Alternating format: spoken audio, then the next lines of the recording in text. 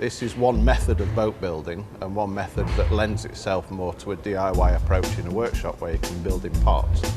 But nonetheless, I think some quite high-end thinking in terms of the materials under use. We put a base filler over the beam with a saw blade actually. That's where you see all these, I don't know if you can see it, but all these teeth marks are the filler being spread with a saw blade so that only 50% of what you sand off goes on the floor. Saves us on material and it's easier. After that we put a thinner microbloom filler in, which fills it right up, and we fare it down like Will's doing over here for hours and hours and hours with a great big board. And when it's finally flat, we prime it with a red epoxy and we inspect it, and when it's flat, we turn it over and we do the other side.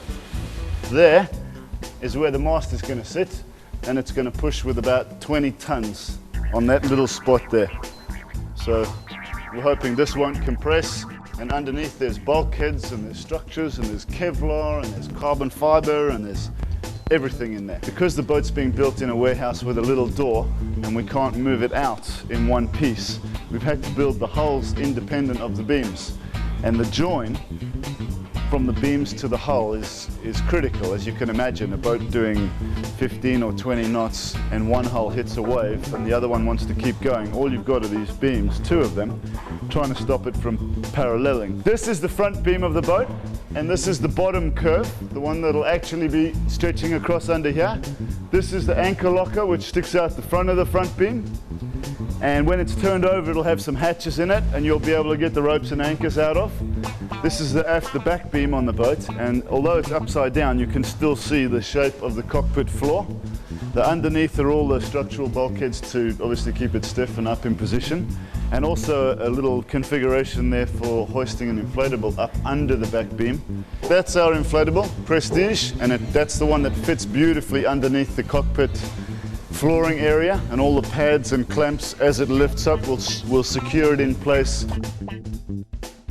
We're going to lift up the front beam and put it into position. We're going to dry fit it and just obviously clear the decks here so we can build the next stage. We're not going to bond it in because the door's too small to get it out, but we're going to put it in place and have a good look. And then we're going to pick up the back beam and we're going to put that in place. And here's the join up here. The beam actually straddles right across the deck. It sits on the outside of this hole on top. It should come down here like this and cover this hole and go up again.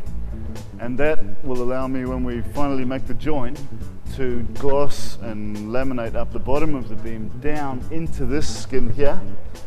And obviously the side of the beams will get glossed down onto the webs and down onto the bulkheads. So we have a full torsional box bonded down on four sides, especially in the corners, to try and keep the beams and the hulls in one piece, because that'd be really convenient while sailing. This is a honeycomb that we're going to build the accommodation pod out of, which is going to go up here between the beams. And since the beams weigh 730 kilos each and the hulls are 1.2 tons each, we're at 3.8. But the pod will be built out of this stuff because it's kind of non-structural. We'll be able to make it really light, maybe 400 or 500 kilos. And then it's just the mast and the boom and the others. So we might come in at 4.5 tons, maybe 5.5 when it's all loaded up and finished. You bend it into shape, you epoxy glass and laminate both sides, and then it stays the shape you want it. What we're going to do over the next couple of hours is assemble the accommodation pod, which sits between the two beams. That's the back of the pod up there, just in position, having the two bushes that support it lined up and bonded in place. The two pipes you see up there. This one's had the same, the front bulkhead.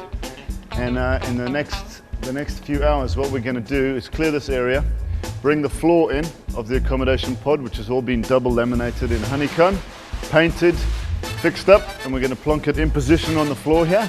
Then we're going to present the two bulkheads plus the third bulkhead, which is over there against the office.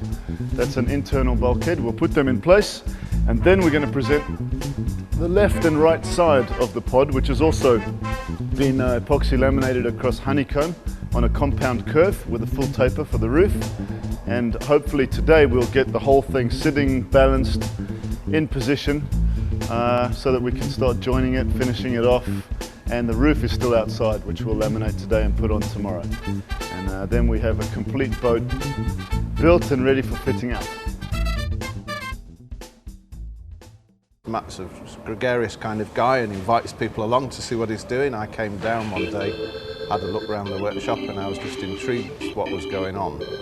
And of course, as soon as you arrive at Matt's workshop, you're automatically a helper, so you get roped in.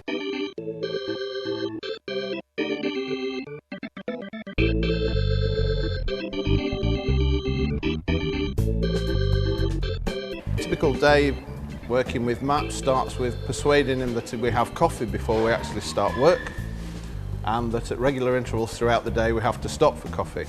I'm not sure there is a typical day. The jobs come and go. Some days it's around woodworking days, some days it's about layup days with resin, some days it's about moving pieces around and trimming, some days it's around spraying and painting with filler.